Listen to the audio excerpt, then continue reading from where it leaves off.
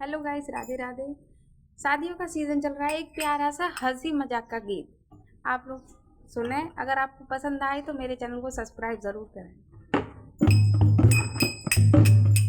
मेरे मायके से चिट्ठी आई, उसमें पैगाम ये आया।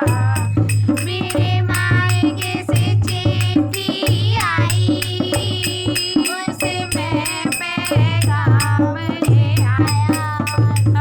कर दो ऐलान, सुन लो सभी मेहमान। कर दो ऐलान, सुन लो सभी मेहमान।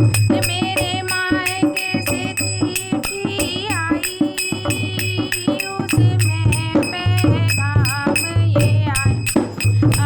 कर दो ऐलान, सुन लो सभी मेहमान। कर दो ऐलान, सुन लो सभी मेहमान। आने ने बूढ़ियों के बाल कटवा दो, रे बालों की रस्सी बनवा दो।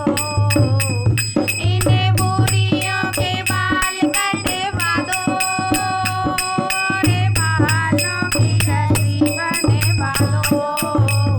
झूला झूलन के लिए, पानी खींचन के लिए। झूला झूलन के लिए, पानी खींचन के लिए। मेरे मायके से चिट्ठी आई, उसमें पैगाम ये आया।